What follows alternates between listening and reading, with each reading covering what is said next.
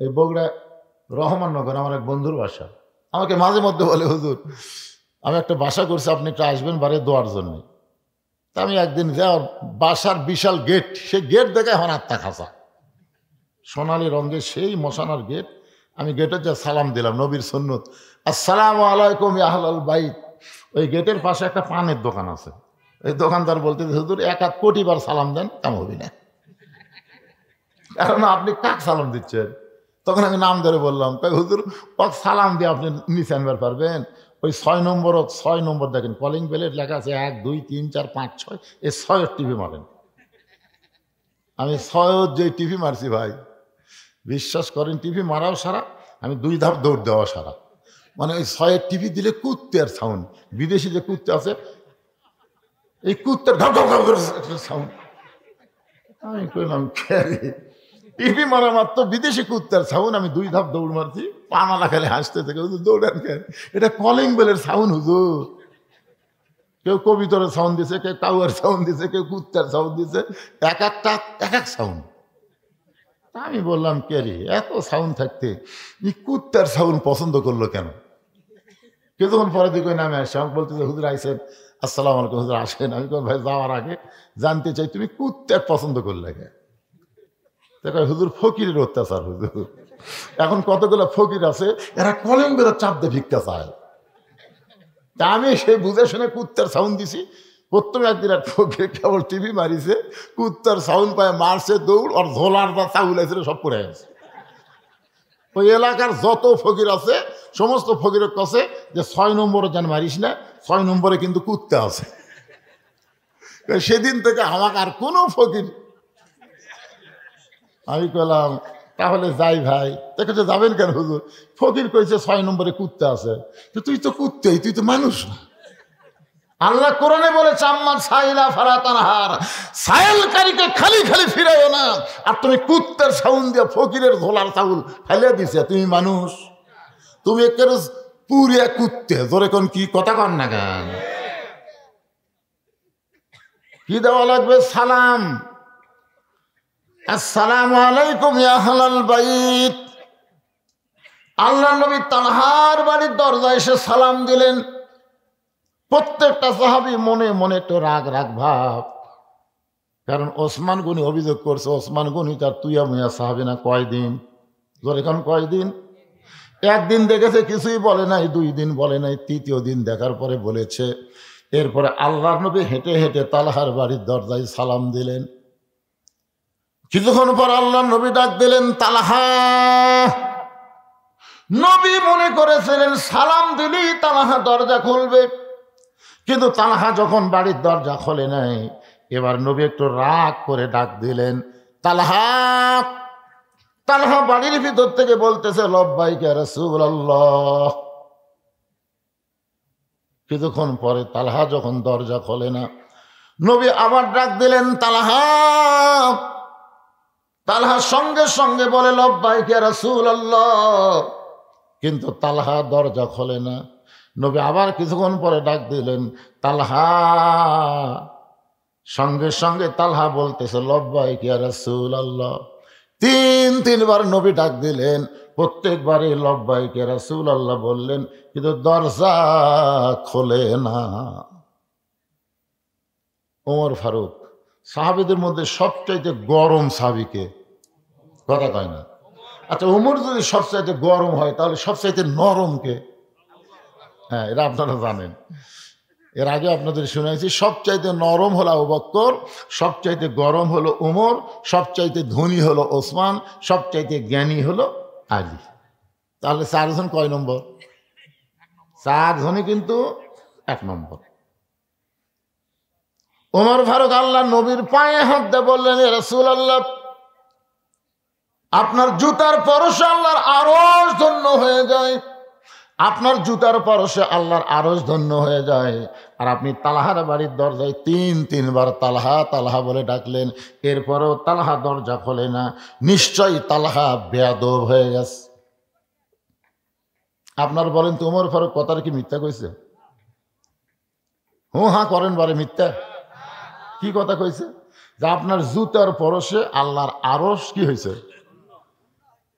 যেখান থেকে 70,000 পর্দা, ফেরেশতা জিবরাইলকে আল্লাহ যেখানে ব্রেক করে দিলেন, জিবরাইল আর এক ধাপ সামনে আসলে তোমার অস্তিত্ব পুড়ে হবে ছাই। এখান থেকে নবী একলা আসবে, নবীর সঙ্গে আর কেউ আসতে পারবে না। নূরের পর্দার মধ্যে আল্লাহ নবী যখন ঢুকতেছে এমন সময় জিবরাইল বলে, ইয়া রাসূলুল্লাহ, যেই জায়গার মধ্যে আমি জিবরাইলকে আল্লাহ অ্যালাউ করলো না আপনি সেই জায়গায় যাচ্ছেন। আপনি জমজমের কূপের পানি দিয়ে ওযু করার সময় আপনার পায়ে যে জুতা জোড়া আছে, এই জুতা কি আপনি পায়ে দিয়েই যাবেন না জুতা খুলবেন? নবী বলতেছে, জিবরাইল ভাই, আল্লাহর সঙ্গে মেরাজ করতে এসে আমার জুতা খোলার কথা মনেই নাই। তুমি যখন মনে করে দিলে উপর হয়ে নবী যখন পায়ের জুতা খুলতে যাবেন, এমন সময় আরশ থেকে আওয়াজ আসলো, নবী গো, চিনে না, যার কারণে জুতা খুলতে কয়। আমি আল্লাহ আপনাকে চিনি, আমার আরশে আজিম দামি হতে পারে, কিন্তু আপনার জুতার চাইতে দামি নয়। লিল্লাহু আকবার। আমার আরশে আজিম দামি হতে পারে, কিন্তু আপনার জুতার চাইতে দামি নয়। উমর ফারুক বলে, রাসূলুল্লাহ, আপনার জুতার পরশ আল্লাহর আরশ ধন্য হয়ে যায়। আর সেই নবী তালহার বাড়ির দরজায় তিনবার তালহা তালহা বলে ডাকলেন। প্রত্যেকবারই লব্বাইক লব্বাইক বলল, যদি এখন পর্যন্ত দরজা খুললো না, নিশ্চয় তালহা বেয়াদব হয়ে গেছে। আল্লাহ রাসূল বলেন, ওমর, সাবধান হয়ে যাও, তদন্ত করার আগে কোনো রিপোর্ট দেওয়া যাবে। এখনো তদন্তই হয়নি, তুমি আগে রিপোর্ট দিলে বেদব। আমি নবী আইছি তদন্ত করতে, তোমাকে সাথে আনছি রিপোর্ট দেওয়ার জন্য না। চিন্তা করছেন ওমর হলো কয় নম্বর? কথা কয় না কেন? কয় নম্বর? জান্নাতের দিক দিয়ে কয় নম্বর? 1 নম্বর আবু বকর, 2 নম্বর ওমর।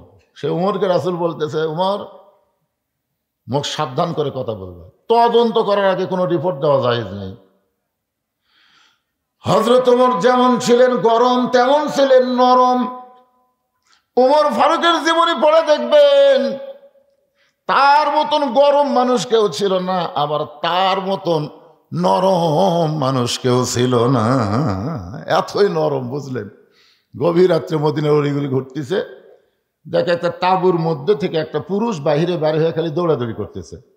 ওমর ফারুক লোকটার সামনে রাতের বেলা গিয়ে সালাম দিয়ে বলে, আসসালামু আলাইকুম ভাই, কেমন আছেন ভাই? লোকটা সালামের উত্তর দেয় না। ওমর ফারুক আবার আসসালামু আলাইকুম ভাই, কেমন আছেন ভাই? লোকটা সালামের উত্তর দেয় না।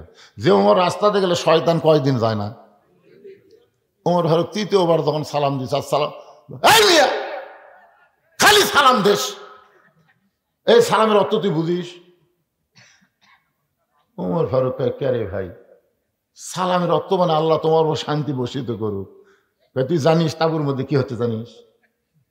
আমার বাড়ি হলো অমুক জায়গাত, আমি গভীর রাত্রে আমার গর্ভবতী বউ নিয়ে অমুক জায়গায় যাচ্ছি, এই মাঝ রাস্তাতে আমার বইয়ের যে পেটের ব্যথা উঠছে, ওই তাঁবুর মধ্যে খালি ও মারে বাবা রেখে কান দিচ্ছে, আর আমি বেড়া ঘুরতেছি, কি অশান্তি আমার, আর এই খালি সালাম মারতেছে।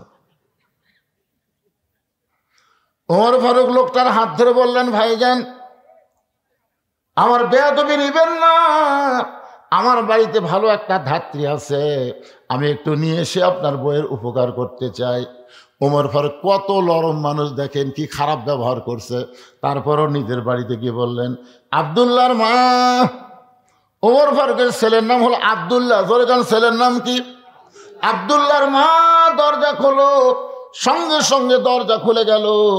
ওমর ফারুক বললেন, আব্দুল্লাহর মা, তুমি কি জান্নাতে যাবার চাও? বলে, 1000 বার চাই।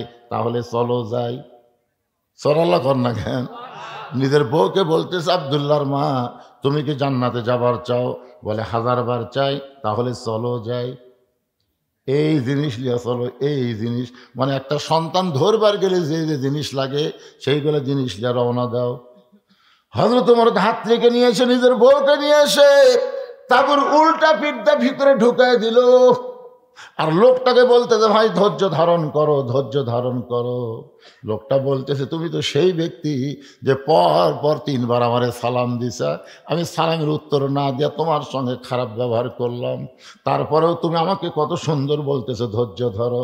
এমন সময় তাঁবুর ভিতর থেকে আওয়াজ আসতেছে, ইয়া আমিরুল মুমিনিন, আপনার বন্ধুকে বলেন তার বিবিও সুস্থ আছে, সন্তানও সুস্থ আছে।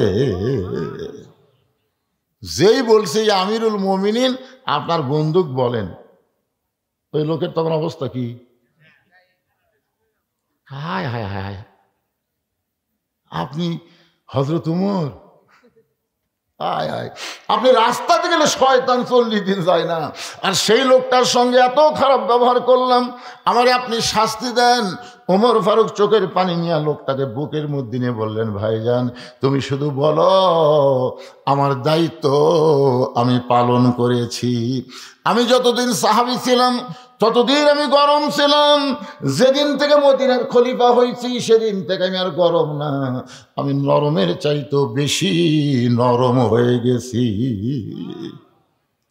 তাহলে হযরত ওমরের মধ্যে যেমন গরম ছিল তেমনই নরম ছিলেন। আল্লাহ রাসূল যেই মাত্র বলেন, ওমর সাবধান হয়ে কথা বলো, তদন্ত করার আগে কোনো রিপোর্ট দেওয়া যাবে না। ওমর ফারুক চিন্তায় পড়ে গেলেন, নবীর কাছে যদি কোনো বেয়াদবি হয়। এই ভয়ে হযরত ওমর তালহার বাড়ির চারিধার ঘোরা শুরু করলেন। এই বাড়ির মধ্যে এমন কি আছে? 3-3 বার নবী ডাক দিছে, এরপরও তালহার দরজা খোলে না। এই বাড়িটার মধ্যে আছে কি রে? বাড়িটার মধ্যে কি মজা আছে? আমি একটু পানি খাই, অসুবিধা আছে ভাইজান? ডায়াবেটিস তো একটু সমস্যা হচ্ছে।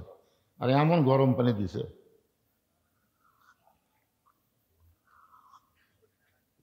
একটু জিকির করেন লা ইলাহা,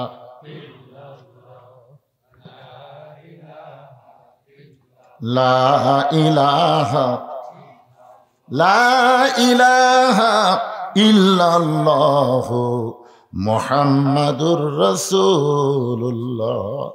নবী 3 বার ডাকছে। কয়বার? প্রত্যেকবারই কি করছে? প্রত্যেকবারই জবাব দিছে। কিন্তু দরজা কেন খুললো না? এই বাড়িটা কেমন বাড়ি নিজের চোখে দেখার জন্য হযরত ওমর ঘুরে ঘুরে দেখতেছে। হঠাৎ প্রাচীরের ফাটল দিয়া তাকায় দেখে বাড়ির মধ্যে একটা খুঁটির সঙ্গে একটা ছোট বাচ্চাকে রশি দিয়া বেঁধে রাখছে, যেমন গরু ছাগল বেঁধে রাখে, ঠিক এইভাবে বেঁধে রাখছে। ওই বাচ্চাটা খালি বাবা বাবা বাবা বাবা বলে কাঁদতেছে। ওমর ফারুক চমকে গেল, এই কি মানুষ নাকি রে? কচি মাসুম বাচ্চাকে রশি দিয়ে বেঁধে রাখছে, আর বাচ্চাটা বাবা বাবা বলে কাঁদতেছে। এরপরও তালহা তার সন্তানের রশি খুলে দেয় নাই। এই দৃশ্য দেখার পরে হযরত ওমর আল্লাহর নবীর কাছে এসে দাঁড়িয়ে গেছে। এমন সময় তালহা দরজা খুলেছে। সুবহানাল্লাহ বলে। আল্লাহ রাসূল বললেন, তালহা তোমার বিরুদ্ধে 1 নম্বর অভিযোগ হলো, পরপর 3 দিন ফজরের সালাম ফিরানোর সঙ্গে সঙ্গে তুমি বাড়ির দিকে দৌড় দাও। 2 নম্বর অভিযোগ হলো, আমি নবী 3 বার তোমাকে ডাক দিলাম, প্রত্যেকবারই লব্বাইক বললা, কিন্তু দরজা খুলতে এত দেরি কেন করলা? এমন সময় ওমর ফারুক বলে, ইয়া রাসূলুল্লাহ, এই তালহার বিরুদ্ধে আমার একটা অভিযোগ আছে। রাসূল বলে, তোমার আবার কি অভিযোগ? বলে, বাড়ির চারিধার ঘুরতে গিয়ে ফাটল দিয়ে দেখতে পাই তালহা তার কচি মাসুম বাচ্চাকে রশি দিয়ে খুঁটির মধ্যে বেঁধে রাখছে। সঙ্গে সঙ্গে রাসূল বললেন, তালহা তাহলে সর্বসাকল্যে তোমার বিরুদ্ধে অভিযোগ হলো 3টা। ধরে বলেন কয়টা? 1 নম্বর অভিযোগ হলো সালাম ফেরানোর সঙ্গে সঙ্গে বাড়ির দিকে দৌড় দাও। 2 নম্বর অভিযোগ হলো আমি নবী 3 বার তোমাকে ডাক দিলাম, প্রত্যেকবারই লব্বাইক বললা, কিন্তু দরজা খুলতে কেন দেরি করলা? 3 নম্বর অভিযোগ হযরত ওমর করেছে, তোমার কচি মাসুম বাচ্চাকে তুমি রশি দিয়া খুঁটির মধ্যে বেঁধে রাখছ। মাইকালা ভাই নাই, প্রতিদ্বন্দ্বী একটু বেশি হচ্ছে, দেখো তো কম যায় নাকি। আল্লাহ রাসূল বলেছেন, বড়দেরকে সম্মান করো। রাসূলের হাদিস, বড়দের কি? আর সমবয়স্কদের মহব্বত করো, আর ছোটদেরকে স্নেহ করো। আমার কথা কি বুঝতে পারলেন? বড়দের কি করা লাগবে, আর ছোটদের স্নেহ করা লাগবে, দয়া করা লাগবে। আপনারা বলেন তো, আল্লাহর নবী ছোট বাচ্চাদের যে দয়া করছে, আমরা করবার পারবো? ঈদের দিনে নবী ইমামতি করবি, মাঠত যাচ্ছে সুন্দর কাপড় পরে, এমন সময় দেখে ইহুদির একটা বাচ্চা ধুলাত খালি গড়াগড়ি দিচ্ছে আর কান দিচ্ছে। ইহুদির বউ সাইটে লুকে আছে, কয়েকদিন আগে ওই বাচ্চার বাপ মরে গেছে। ইহুদির বিবি চিন্তায় পড়ল, মুসলমানের নবী নাকি। ওয়ামা আরসালনাকা ইল্লা রাহমাতাল লিল আলামিন। আল্লাহ তাআলা বলেছেন আমাদের নবীকে বিশ্ব জগতের কি রহমত। তো দেখি তো আয়াতটা সত্যি কিনা, এটা যাচাই করার জন্য মাও লুকে আছে গাছের আড়ালে, আর বাচ্চাকে ফেলে দেখেছে ধুলার ভিতরে। ওই ছোট বাচ্চা খালি বাবা বাবা বলে কাঁদতেছে। সঙ্গে সঙ্গে নবী ঈদের দিনে কাপড়ের দিকে খেয়াল না করে ওই বাচ্চাকে খেয়াল করে ধুলা মাখা বাচ্চাকে বুকের মধ্যে নিয়ে কপালে একটা চুমা খায়, বলে বাবা তুমি শুধু এতিম না, আমি নবীও এতিম। শিশুকালে মইরা গেছে মা, গর্ভে থাকতে মরছে পিতা, আমি চোখে দেখলাম না। কে করিবে লালন পালন, কে দিবে সান্ত্বনা, এই দুনিয়ার বড় এতিম নবী ছিলেন একজনা। মাথার পাগড়ি দিয়া ইহুদির বাচ্চার গায়ের ধুলা যখন নবী মুছে দেয়, এমন সময় মা চিৎকার করে বলে, ও মুসলমানের নবী, আজ থেকে শুধু আপনি মুসলমানের নবী না, আজ থেকে আপনাকে আমি নবী হিসাবে স্বীকার করে নিলাম। জোহরের নামাজের প্রথম রাকাতে নবী 3 বার সুবহান রাব্বিল আলা বলেছে। প্রথম রাকাতের প্রথম সেজদায় কয়বার? 3 বার সুবহান রাব্বিল আলা বলেছে। দ্বিতীয় সেজদার নবী তোলে না। 100 বার সুবহান রাব্বিল আলা সাহাবীরা পড়ছে, কিন্তু নবী সেজদা তোলে না। দ্বিতীয় রাকাত ঠিকই বলেছে, তৃতীয় রাকাত ঠিকই বলেছে, চতুর্থ রাকাত ঠিকই পড়াইছে, কিন্তু প্রথম রাকাতের দ্বিতীয় সেজদা এত লম্বা। নামাজ শেষ হওয়ার পরে হযরত ওমর বলতেছে, ইয়া রাসূলুল্লাহ, দ্বিতীয় রাকাতে আপনি এত লম্বা সেজদা দিলেন, আমরা 100 বারের বেশি সুবহান রাব্বিল আলা বললাম, এরপরেও আপনি সেজদা তোলেন না, কারণ কি? বলে তোমরা সবাই যখন সেজদায় ছিলে, এমন সময় আমার 2টা ছোট্ট নাতি হাসান হোসাইন আমার পিঠের উপর চড়ে বসলো, আমার পিঠের উপরে চড়ে বসলো। আমি যখন ওদের পিঠ থেকে নামাবার চাই, এমন সময় আল্লাহ বলে, হাবিব হাসান হোসাইন আপনি নবী জানেন না, নানা মনে করে আপনার পিঠে বসে আছে, যতক্ষণ ওরা পিঠে থাকবে আপনি সেজদা থেকে মাথা তুলবেন না। সাহাবীরা রে, ছোট বাচ্চাদেরকে আমার আল্লাহ বড় ভালোবাসে। এই জন্যই বলা হচ্ছে কুল্লু মাউলুদুন ইউলিদু আলাল ফিতরা। হিন্দুকেও যদি ছোট বাচ্চা হয় তাকেও তোমরা ঘৃণা করবে না, কারণ ও ছোট মানুষ, যে কোনো সময় ইসলাম গ্রহণ করতে পারে। ধরে কোন কথা ঠিক কিনা কোন? আর ছোট মানুষের কান্দে ফেরেশতা কখন দেয়? তোমার 2 কান্দে 2 মুহুরি লেখিতেছেন ডায়েরি, 2 কান্দে 2 মুহুরি লেখিতেছেন ডায়েরি, দলিল দেখে রায় দিবে, টাকা পয়সার নাই কারবার। আপনারা বলেন তো, কেরামান কাতিবিন এই ফেরেশতাকে আল্লাহ হওয়ার সাথে সাথে দেয় না। 10 বছর যখন আপনার ছেলের বয়স হবে, ঠিক তখন ওই ফেরেশতা 2টা আল্লাহ কান্দত বসে দিবি। কারণ 6 বছর থেকে নামাজের তালিম দাও, 10 বছর থেকে জোর করে নামাজ ধরাও। জোরে কোন কথা ঠিক কিনা ভাই? এরপরই তো লেখালেখি শুরু হয়ে যাবে। একটু মনোযোগ দেন, ছোট বাচ্চাদের নবী কত ভালোবাসেন। আল্লাহ নবী বলেন, তালহা উমর যে অভিযোগ করেছে তোমার কচি মাসুম বাচ্চাকে খুঁটির সঙ্গে রশি দেয়া বেঁধে রাখছো, আমি নবী ছোটদেরকে কেমন ভালোবাসি। রাস্তা দিয়ে যাচ্ছে, মাটিতে গড়ায় গড়ায় হাসান হোসাইন কাঁদতেছে, আর হাসান দাঁড়ায় দাঁড়ায় কাঁদতেছে। 2 ভাই কান্দিচ্ছে, এক ভাই মাটিতে গড়াগড়ি দিয়ে কান্দে, আর এক ভাই দাঁড়ায় দাঁড়ায় কান্দে। রাসূল বললেন, কেরে হোসাইন তুইও কান্দিস, হাসানও কান্দিস, ব্যাপার কি? বলেন, না না, কিছুক্ষণ আগে এক ব্যক্তি ঘোড়ার পিঠে চড়ে গেছে, তখন থেকে আপনার হোসাইন ঘোড়ার চড়ার বায়না শুরু করছে। এখন বলেন, না না, আমি হোসাইন ঘোড়া কোথায় পাই? আমি বড় ভাই হয়ে হয়েছি বেকায়দায়। রাসূল বললেন, তুই কি বলতে পারিস না বাড়ির মধ্যে ঘোড়া আছে? হোসাইন বলে, না না, আমি মিথ্যা কথা কেমনে বলবো, আমাদের বাড়িতে তো কোনো ঘোড়া নাই। রাসূল বললেন, তাহলে যাই। নবী আমার হোসাইনকে বুকের মধ্যে নিয়ে হোসাইনের হাতটা ধরে বাড়ির মধ্যে ঢুকে দরজা বন্ধ করে দিলেন। হোসাইন বলে, না না, দরজা কেন বন্ধ করলেন? রাসূল বলেন, পাগলা ঘোড়া দরজা খোলা পাইলে যদি বার হয়ে যায়, আসলে বাড়ির মধ্যে কোনো ঘোড়াই নাই। নবী দরজা বন্ধ করার কারণ হলো এখন নাতিদের সঙ্গে নবী ঘোড়া ঘোড়া খেলবে। এইটা দরজা দিয়ে যদি বাহিরের কোনো সাহাবী দেখতে পায় তাহলে তারা বড় কষ্ট পাবে, কারণ সাহাবীদের কাছে নবী আর হাসান হোসেনের কাছে হলো নানা। ধরে কারণ ঠিক কিনা? নবী আমার ওপর হয়ে বলতেছে, আয়রে হোসেন আয় আমার পিঠে চড়, আমি হইছি লাল ঘোড়া। এবার ছোট্ট হোসাইন নানার পিঠে লাফ দিয়ে চড়ে যখন ঘোড়া ঘোড়া খেলতেছে, নবী ঘাড় কাঁধে তাকায় দেখে হোসাইন দাঁড়ায় দাঁড়ায় কাঁদতেছে। রাসূল বলে, হোসেন রে, এ ঘোড়া যদি তোর পছন্দ হয় তাহলে ঘোড়ার পিঠে চড়। এমন কথা বলেছে, এই ঘোড়া যদি তোর পছন্দ হয় তাহলে ঘোড়ার পিঠে চড়। এবার হোসাইনও নানার পিঠের উপরে চড়েছে। কিছুক্ষণ পরে হাসান বলতে, হোসেন ভাই, এত সুন্দর ঘোড়ার পিঠে আমরা দুই ভাই চড়েছি, তাকায় দেখো ঘোড়ার মুখে কিন্তু লাগাম নাই, ঘোড়ার মুখে কিন্তু লাগাম নাই। সঙ্গে সঙ্গে নবী আমার এক টানে মাথার পাগড়ি খুলে ওই পাগড়ি মুখের মধ্যে ঢুকায় দিয়া দুইটা মাথা হোসাইনের হাতে দিছে। হোসাইন লাগাম মনে করে এত জোরে হ্যাঁচকা টান মারছে, নবীর গালসির মধ্যে লাগামটা ওই পাগড়িটা ঢুকে গেছে। একটু দূরে ছিল মা ফাতেমা, একটু দূরে ছিল মা ফাতেমা। এই দৃশ্য দেখার পর আর সহ্য করতে পারে না, এক দৌড়ে এসে হাসানকে ধাক্কা দিয়ে হোসেনকে মারছে সর।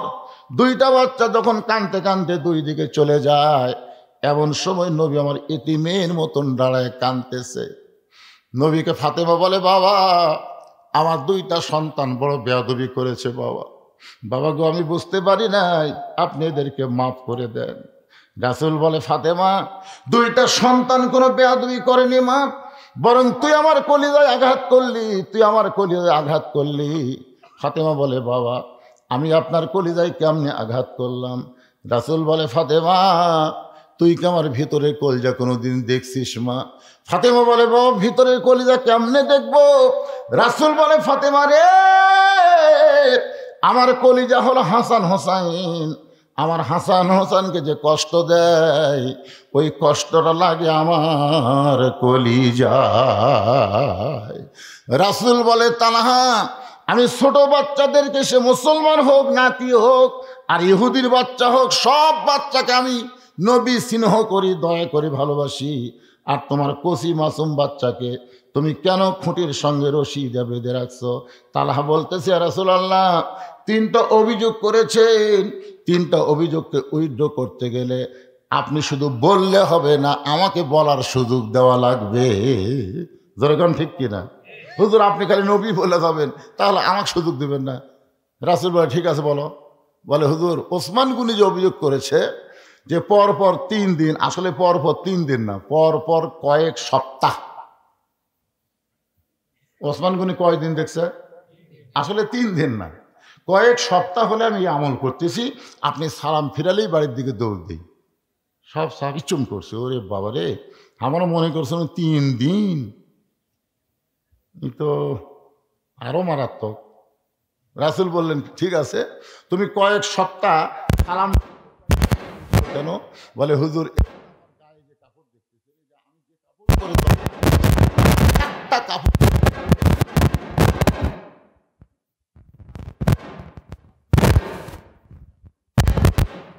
আপনারা বলেন তো, আল্লাহ রাসূলের সামনে দাঁড়ানোর কাপড়ের দরকার আছে না নাই?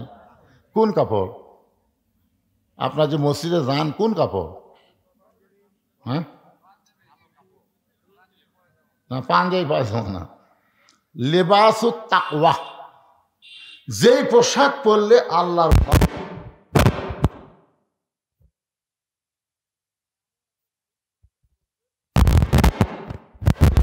ঢাকা একটা শার্ট গাউট দিছে, আপনি বলেন তো টাইট ফুল প্যান্ট ঠিক না, ওর যে ভিতরের যন্ত্রগুলো আছে বাইরে থেকে বোঝা যায় না, পিছন দিকে টেপা হয়ে ফুলে ওঠে, কথা কন না কেন ভাই? ওর 2 নম্বর কাতারে যাই আছে, ওই যন্ত্র দিকে মুখ পড়ার সাথে সাথে তো কেবলা পরিবর্তন হয়ে গেছে।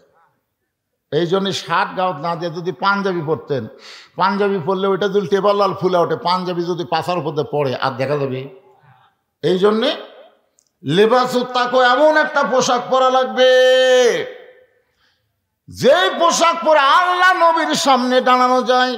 তালহা বলতেছে, ইয়া রাসূলুল্লাহ, আমি মাটির একটা গর্ত করেছি, মাটির একটা গর্ত করে যেমন তেমন কাপড় পরায়া আমার বউকে মাটির গর্তের মধ্যে নামায় দেই, বউকে মাটির গর্তের মধ্যে নামায় দিয়ে এই কাপড় পরে আপনার পিছনে ফজরের নামাজ পড়তে যাই। ওগো আল্লাহর নবী, ফজরের নামাজ পড়ার পরে যদি আপনার আলোচনা আমি শুনতে চাই, তাহলে আমার বইয়ের ফজরের নামাজ নষ্ট হয়ে যাবে। এই জন্য এক দৌড়ে এসে আমি যেমন তেমন কাপড় পরে এই গর্তের মধ্যে নামি। আর এই যে কাপড় পরে দরজা খুললাম, এই কাপড়টা আমার বউকে আমি দিয়ে দিই। আমার বউটা এই কাপড় পরে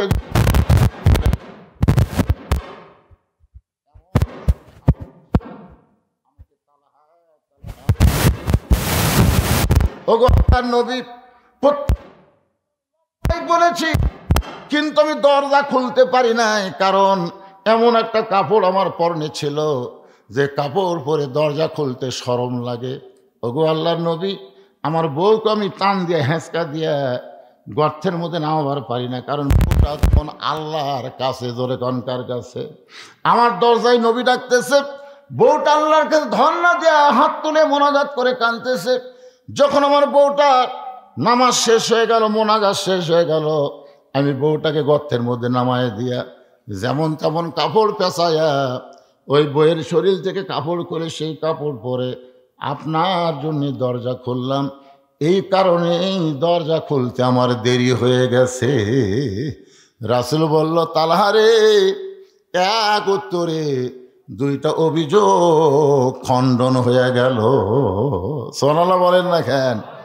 ওসমান গনি যে অভিযোগ করেছিল এবং নবী যে বললেন দেরি কেন করলা, দুইটা অভিযোগ খণ্ডন হয়ে গেল। ও তালহা, তোমার কচি মাসুম বাচ্চাকে তুমি রশি দিয়ে খুঁটির মধ্যে বেঁধে রাখছো, কারণ কি? তালহা বলতেছে, ইয়া রাসূলুল্লাহ, আমি আমার সন্তানকে অত্যন্ত ভালোবাসি। সুবহানাল্লাহ কোন?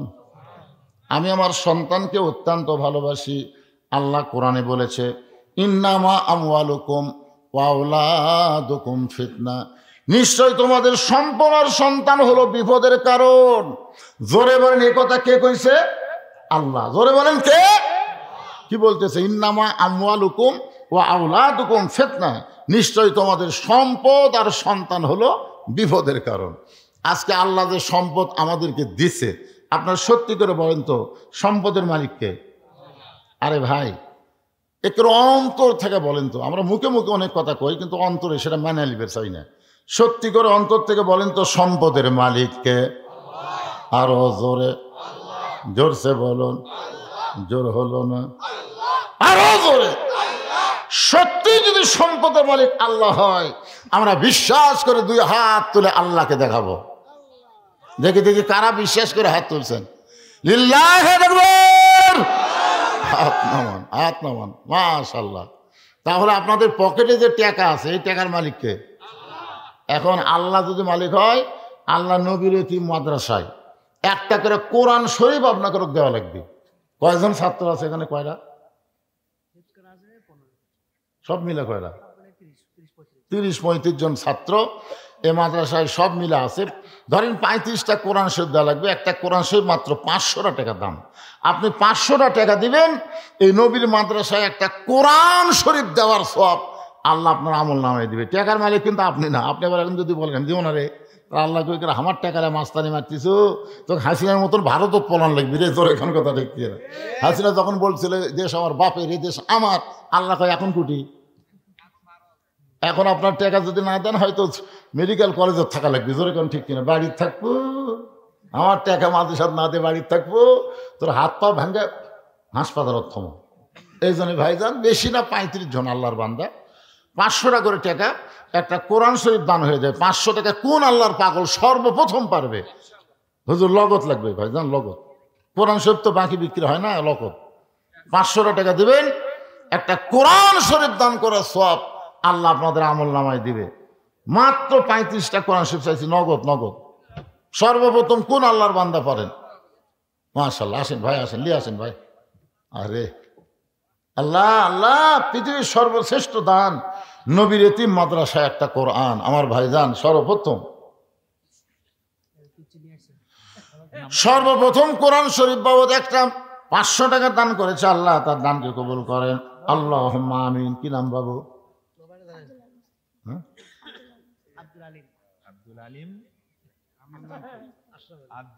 আব্দুল আল মোস্তাকিম। কোরআন শরীফ বাবদ 500 টাকা দান করছে, আল্লাহ দানকে কবুল করেন। আশরাফের আল্লাহ তোমার একজন বান্দা কোরআন শরীফ বাবদ 500 টাকা দান করেছে। পৃথিবীর শ্রেষ্ঠ দান একটা কোরআন। এই দুইজন দৌড়াই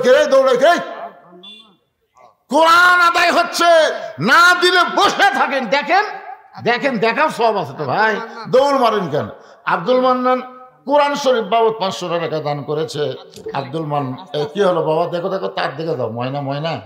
আল্লাহ আব্দুল খালেক কোরআন শরীফ বাবদ 500 টাকা দান করেছে, আল্লাহ দানকে কবুল করেন। আরেকজন কোরআন শরীফ বাবদ 500 টাকা দান করেছে। কি কে মারা গেছে? শহর দিকে শাহজাহান মারা গেছে। আরে আরে মারা গেছে, তার পক্ষ থেকে কোরআন শরীফ বাবদ 500 টাকা দান করলো। আল্লাহ তার কবরকে জান্নাতের টুকরা বানায় দেন। আপনাদের বাপ মা যদি কবরে যায়, বাপ মার জন্য দেন। আব্দুল সালাম কোরআন শরীফ বাবদ 500 টাকা দান করেছে, আল্লাহ দানকে কবুল করেন। আনোয়ার হোসেন কোরআন শরীফ বাবদ 500 টাকা দান করছে। বাপ মা মারা গেছে, বাপ মা কবরে গেছে, বাপ মার জন্য একটা করে কলসব দেন ভাই, একটা করে কোরআন দেন। আল্লাহ বাবার জন্য কোরআন শরীফ বাবদ 500 টাকা দান করেছে, আল্লাহ দানকে কবুল করেন। আল্লাহ নেক নিয়ত নিয়ে গেছে পড়া, আল্লাহুম্মা আমিন। 500 টাকা দান করেছে কোরআন শরীফ বাবদ, আল্লাহ দানকে কবুল করেন। মোফাজ্জল ভাই কোরআন শরীফ বাবদ 500 টাকা দান করছে, একে দিল। মিঞ্জু আল্লাহ কোরআন শরীফ বাবদ 500 টাকা দান করেছে, আল্লাহ দানকে কবুল করেন। আপনার কি মেয়ে মানুষ বসার ব্যবস্থা করছেন? কোন সাইডে? ওটি তোরা দেওয়ার জন্য লাফাচ্ছে, কিন্তু ওটি যাবি কে? ওটিকে আদায়ের লোক আছে, লোক আছে। ও মা মারে মারে মা খাদিজার সঙ্গে যেন আল্লাহ জান্নাত দেয়। কোরআন শরীফ বাবদ 500 টাকা দান করবেন। বাপ মা যাদের কবরে গেছে, একটা কোরআন দান করলে বাপ মার কবর আল্লাহ জান্নাতের টুকরা কে দিল? নাম বলে নাই, নাম বলে নাই। আমার এক ভাই কোরআন শরীফ বাবদ 500 টাকা দান করেছে, আল্লাহ দানকে কবুল করেন। আল্লাহুম্মা আমিন। হ্যাঁ, সবার থেকে আসেনি, কুড়ি গেছে। আচ্ছা না, দিয়ে করে কোরআন শরীফ দিয়ে পারবি না, এদিকে হয়তো দান করে পারবি। 500 টাকা সবার আছে, তাই 200 টাকা, 100 টাকা, 300 টাকা, 400 টাকা দান করবি। কোরআন হলো 500, আর দান 200, 100 যাই পারেন সবাই দান করবেন এই মাদ্রাসায়। যদি নগদ না পারেন, বাকি আলু দেন। আলু লাগালে, আপনারা আলু লাগাচ্ছেন, এবারে কিন্তু আলুর দাম কমবি রে। মানে আমি যত জায়গা যাচ্ছি, শিবগঞ্জের কোনো জমি আর ফাঁকা নাই ভাই। আলু আলু, হাই রে আলু রে।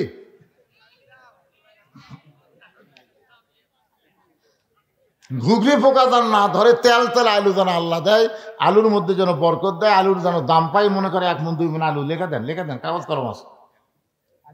হ্যাঁ, 100 টাকা, এরকম 100 টাকা যারা দিবেন এরা দান। এ সাইডে দান থাকবে। আল্লাহ তোমার একজন বান্দা কোরআনের মাহফিলে 100 টাকা দান করছে, আল্লাহ দানকে কবুল করেন। আল্লাহুম্মা আমিন। আপনার দেখেন তো, এটি যে কোরআন শরীফ যে করে চাইছিলাম সেগুলো পাওয়া গেছে নাকি দেখেন। আল্লাহ আর একটা কোরআন শরীফ 500 টাকা দান করছে। আমি 35টা চাচ্ছি, 35টা দিয়ে করা হলো। আল্লাহ 35 জন আল্লাহর বান্দাকে একটা করে কোরআন শরীফ দান করার মতন ইমানি শক্তি দান করো। যাদের বাপ মা কবরে গেছে, বাবা কান্দে, মা কান্দে, কবরে শুয়া, দেখলি না রে দরদের বেটা একবারও আসি। আপনাকে এখন বাড়ি যাবেন, নিচে তোষক, উপরে কম্বল ল্যাপ, আর আপনার বাপের কবরের খবর কি বাবা? কেবল 14টা হচ্ছে, 35টার মধ্যে 14টা হচ্ছে। 15 নম্বর কোন আল্লাহর বান্দা পারেন? কত টাকা কত দিকে কত হালে চলে যায়। নবীর এতিম মাদ্রাসায় দান করিলে দুনিয়া এবং আখিরাতে আল্লাহ দিয়ে দেয়। আল্লাহ দুনিয়ার কথা বলেছে, ওমা তুনফিকু মিন শাইইন ফি সাবিলিল্লাহি ওয়াফা ইলাইকুম ওয়া আনতুম লা তুজলামুন। আল্লাহ বলে, বান্দারে তুই হলো ফকির, আমি হলাম ধনী। এরপরে আমার কোরআনের জন্য যখন দান করে দিলি, মনে করিস না তোর টাকা নিয়ে আমি আল্লাহ গায়েব হব, বরং তোকে দুনিয়াতে আমি 10 গুণ ফিরাইয়া দিব। আল্লাহর কোরআনের কথা। সুবহানাল্লাহ বলেন না কেন আপনারা? এটা কি আমার কথা? ইয়ফা ইলাইকুম মানে কি? তোমাদেরকে ফিরা দেওয়া হবে। তোমরা দিবা 10, আমি দিবা 100। এটা দুনিয়াতে ফেরত, আর দান করার কারণে আল্লাহ জান্নাত দিবা। সকিয়া হাবিবুল্লাহ দানকারী আল্লাহর দোস্ত। বাবা মার জন্য একসঙ্গে দুইটা কোরআন বাবদ 1000 টাকা দান করছে, তাহলে হয়ে গেল কয়টা? 16টা হয়ে গেছে। এনে ধরছে, এনে ধরেনি, এটি একটা আছে ভাই, হয় না? এটি একটা আছে। হ্যাঁ হ্যাঁ, 17টা হয়ে গেছে। 17টা হয়ে গেছে। 18 নম্বর কে পারেন একটা কোরআন শরীফ জানতো দেখি? পৃথিবীর সর্বশ্রেষ্ঠ দান নবীর মাদ্রাসা একটা কোরআন, নবীর এতিম মাদ্রাসা একটা কোরআন দেবেন, বাচ্চারা হাতত করলে পড়বে। আপনি কোথায় যাবেন? সেখানে সব পাবেন ভাই। যান, দেন দেন দেন, কবিতরের মতন বাক বাকুম করে পড়বে রে। এই মাদ্রাসার বাচ্চারা দেখেন এক ওয়াক্ত নামাজ বাদ নেয়, ঠান্ডার মধ্যে উজু করে নামাজ পড়ে, শেষ রাত্রে কোরআন পড়ে। আর সেই মাদ্রাসা গরিব হালতে থাকবে, দেখে মাদ্রাসার জানলা নাই। যে ঘরে বসলাম দেখি জানলা নাই। এই নবীর এতিম মাদ্রাসায়, এতিম ঘরে, নবীর ঘরে একটা ঠাই দেওয়া, ঠাই জানলা দেওয়ার মতন কোন আল্লাহর বান্দা আছে যে হুজুর আমি একটা জানলা লাগা দেবো? হুজুর আমার বাড়ির জানলা আছে, আর নবীর ঘর জানলা নেই।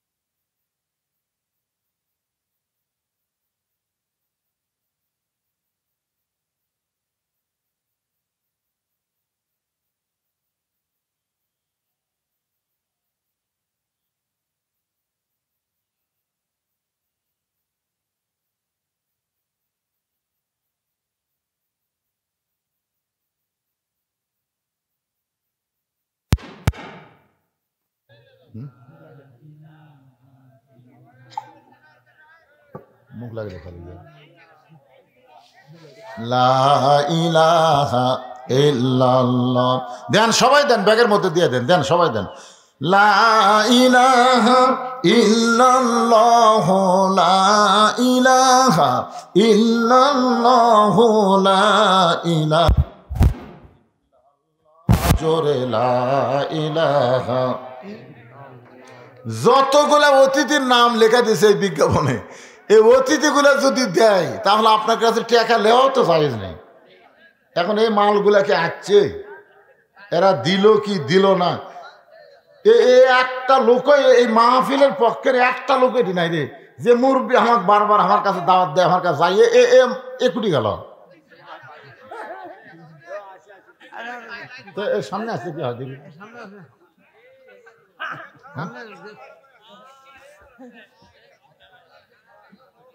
আচ্ছা ভাই, আপনি এই মাদ্রাসার কোনো পদে নেই, এমনি এমনি দৌড়েন খালি। আপনি একটা জানলা দেন ভাই, একটা জানলা দেবেন না? হ্যাঁ, সংসার কাজ দিছে, সংসার বলে বেটাক দিয়ে দিস।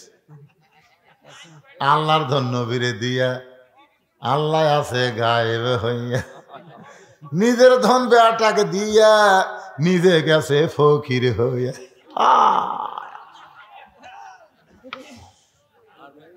এই শোনেন, একটা জানলা দেওয়াই লাগবে, যত হাই বেটাক দেখুন জান।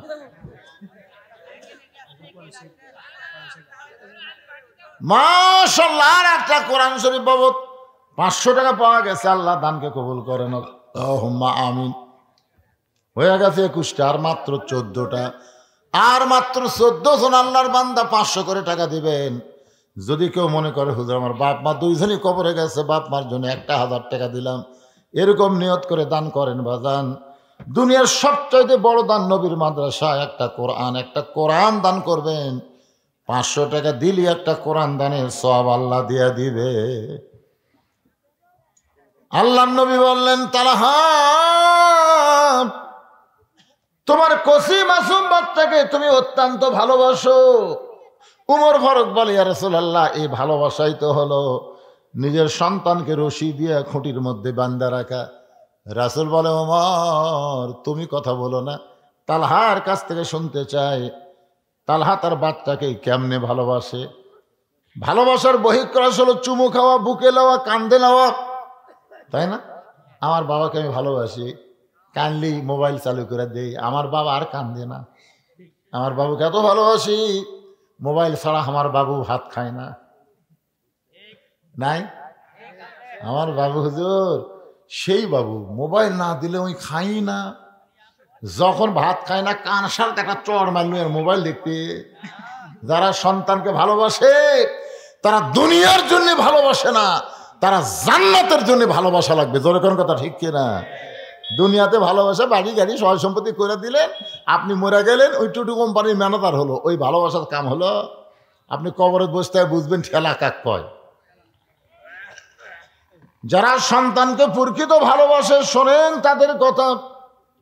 তালহা বলতেছে, রাসূলুল্লাহ, এই যে আমার বাড়ির দরজায় একটা খুরমা খেজুর গাছ দেখতেছেন, এই যে আমার বাড়ির দরজায় একটা খেজুর গাছ দেখতেছেন গো নবী, এই গাছটার মালিক হলো একজন ইহুদি। আজ কয়েকদিন হলো খেজুরে পাক ধরেছে, রাতের বাতাসে ওই পাকা খেজুরগুলো টপ টপ করে গাছের গোড়ায় পড়ে। ওগো আল্লাহর নবী, আমি আপনার পিছনে ফজর নামাজ পড়তে যখন যাই, যাওয়ার সময় চিন্তা হয় আমার সন্তান যদি চেতন পায়, আর চেতন পাওয়ার পরে ওই সকালবেলা বের হয়ে ইহুদির গাছের খুরমা খেজুর কুড়া কুড়া যদি খায়, আমি একজন মুসলমান, আমার সন্তান ইহুদির গাছের খেজুর খাবে, এটা কখনোই আমি কল্পনা করতে পারি না। ওগো আল্লাহর নবী, আমার মন বলল ওকে মসজিদে নিয়ে যায়, কিন্তু তার বয়স হলো মাত্র 4 বছর। জোরে কোন কয় বছর? 4 বছরের বাচ্চাকে কান্দে করে যখন মসজিদ দিকে রওনা দিলাম, আমার ইমান বলতে, তালহারে রাসূল কিন্তু বলেছেন 6 বছর থেকে নামাজের তালিম দিবে। 4 বছরের বাচ্চাকে মসজিদে যদি নিয়ে যায়, আর আমরা যদি নামাজ পড়িয়ে যদি নামাজ নষ্ট করে দেয়, কারণ ছোট বাচ্চারা মসজিদের মধ্যে যাবে, কিন্তু একটা বয়স হলে যাওয়া লাগবে, একেবারে ছোট মোটো খাটো নিয়ে যাওয়া চলবে না। আমি উলহট্ট ঈদগাহ ময়দানে ঈদের নামাজ পড়াই। ঈদের দিনে কতগুলো ছোট বাচ্চাকে নিয়ে আসে, কি সুন্দর ফতুয়া পাঞ্জাবি গায়ে দিয়ে, 3 বছর 4 বছরের বাচ্চা। আমরা যখন রুকুর থেকে শেষ দাঁত গেছি, ওরা 4-5 জন একত্র হয়ে বলছে, সবাই উপর হসে রে, উপর হসে রে। আমরা গেছি শেষ দাঁত, ওরা করছে উপর হসে রে। এই কথা শুনে মুসল্লিও হাসে, আমি যে একটা ইমাম মানুষ ভাই, আমিও হাসি আটকার পারিনি। কি আরে আমরা উপর হসি না শেষ দাঁত গেছি? আপনারা বলেন ভাই, এটা অন্য নামাজ হলে দুহরে পড়ান যাবে, কিন্তু ঈদের নামাজ তার দোহরে পড়ানোর কোনো সুযোগ আছে? আমি খুতবার মধ্যে বললাম, আগামী ঈদে 5 বছরের নিচে 6 বছরের নিচে কোনো বাচ্চাকে মাঠে আনা চলবে না, কারণ এরা কিছুই বোঝে না। তালহা বলতেছে, রাসূলুল্লাহ, আমার ভয় হলো আমি আমার ছোট বাচ্চাকে মসজিদে নিয়ে যাব, আর মসজিদে যখন আমরা নামাজ শুরু করে দিব, ওই সময় যদি আমার ছেলে নামাজ নষ্ট করে দেয়, আমি মসজিদে নিয়ে যাই তো ভয় পাই, আমার বাড়িতেও রাখলে ভয় পাই, যদি চেতন পায়া ইহুদির গাছের খুরমা খেজুর খায়। আমি তখন চিন্তা করলাম কি করব। তখন আমার বিবেক আমাকে বলল, তোমার বাচ্চাকে রশি দিয়ে তুমি আটকে রাখো। ওগো আল্লাহর নবী, শুধুমাত্র ইহুদির গাছের খুরমা খেজুর থেকে আমার বাচ্চাকে বাঁচানোর জন্য আমি রশি দিয়া খুঁটির মধ্যে বেঁধে রাখছি। আপনার পিছনে ফজরের নামাজ আদায় করার পরে মসজিদে এসে নামাজ পড়ে এসে আমার বউকে নামাজ পড়ার সুযোগ করে দিয়া আমি গর্তের মধ্যে যেমন তেমন কাপড় পরে নামছি। ওগো আল্লাহর নবী, আপনি যখন বারবার ডাকলেন, আমার বউকে গর্তের মধ্যে নামায় দিয়া আমি বইয়ের পরনে কাপড় পরে আপনার জন্য দরজা খুলেছি। এখন পর্যন্ত আমার ছেলের পা থেকে হাত থেকে রশি আমি খুলতে পারিনি। নবী কান্দে, প্রত্যেকটা সাহাবীরা কান্দে। আল্লাহর নবী বলেন, তালহা রে, তোমার সন্তানকে তুমি রশি দিয়ে বেঁধেছ, রশি দিয়ে আটকাছো বাজান, কিন্তু তুমি কি জানো তোমার বান্দাকে ইহুদির গাছের খুরমা খেজুর থেকে বাঁচানোর জন্য, খাওয়া থেকে বাঁচানোর জন্য রশি দিয়ে বেঁধেছ। তোমার ছেলের উপরে জাহান্নামের আগুন আল্লাহ হারাম করেছে। এখন আমার প্রশ্ন হলো, এত অভাবের ভিতরেও তালহা যদি তার মাসুম বাচ্চাকে ইহুদির গাছের খুরমা খেজুর থেকে বাঁচাবার পারে, আপনারা বলেন তো তালহার চাইতে আমাদের অভাব বেশি না কম? তাহলে আমরা কেন ঠ্যাঙ্গা ভাঙা, আমরা কেন গ্রামীণ ব্যাংক, আমরা কেন আশা কারিতাস, এইগুলোর কাছে আমরা ঋণ নেই? ঋণ নিয়ে আমরা আলু লাগাচ্ছি, ঋণ নিয়ে আমরা বাড়ি করতেছি, ঋণ নিয়ে আপনার বলেন তো এই যে ঋণের মধ্যে সুদ আছে না নাই? কথা বলেন, সুদ আছে না নাই? আপনার বলেন তো এইগুলার মালিক কারা? আশার মালিককে, কারিতাসের মালিককে, গ্রামীণ ব্যাংকের মালিককে, এই ঠ্যাঙ্গা মারার মূল মালিককে? এগুলার মূল মালিক কিন্তু হোসনারা ইউনুস না, এগুলার মূল মালিক হলো ইহুদি আর খ্রিস্টান। জোরে কোন কথা ঠিক কি না? আমি ওয়াজ করেছিলাম শহর দিকে, এই ওয়াজ ইউনুস, ডক্টর ইউনুসের ওয়াজ করেছিলাম শহর দিকে। এই ওয়াজ করতে আপনার ওই তার মধ্যে আমি বলছিলাম ঠ্যাঙ্গা মারাও কম না। তারপরে আমার কাছে গেছিল এরা, আমার বাড়ি যাই, হুজুর ওয়াজ করে তো টাকা ভালোই কামাই করেন হুজুর, কি করবার পারছেন, কি করবার পারছেন?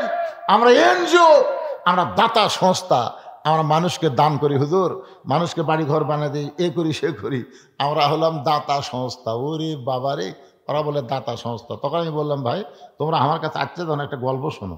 বলে কি গল্প? বলে এক মানুষ 2 বিয়ে করছে, 2 বিয়ে করছে, 2 বউকে আপনারা কি কন? 2 বউকে আপনারা কি কন? সতীন না? আপনার বলেন তো সতীনে সতীনে মারামারি না মহব্বত? মারামারি বেশি, কিন্তু আল্লাহর কি কাম 2 সতীনের একই সাথে 2টা বাচ্চা হচ্ছে, মানে 2 সতীনের একই সাথে 2 ছেলে হয়েছে। তো কিছুদিন পরে গ্রামের মধ্যে একটা রব উঠছে, সতীন তার সতীনের সন্তানকে মাটির তুয়ে আর শত্রু সন্তান কোলে নিয়ে আদর করে। সবাই কয় না, এ কথা বিশ্বাস করা যায় না। এক মেয়ে মানুষ বলতেছে এটা বাইরে থেকে বোঝা যাবে না, ভিতরে ঢোকা লাগবে।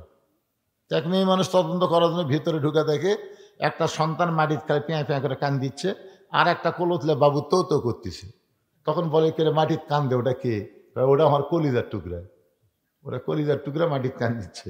তো কোলের মধ্যে কে? আমার শত্রু সন্তান। সতীনের সন্তান।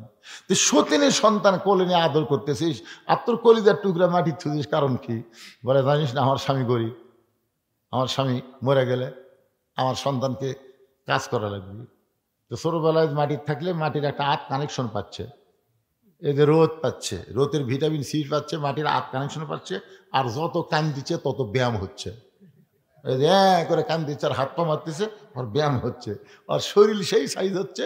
ই বড় হলে পানি ভিজলেও সহ্য হবে না, ও দুধ পড়লেও কাম বাড়িতে আসবি না। সেই শরীর আমি গড়ে তুলতেছি, আমার কলিজার টুকরা, কারণ কাজ করে খাওয়া লাগবে।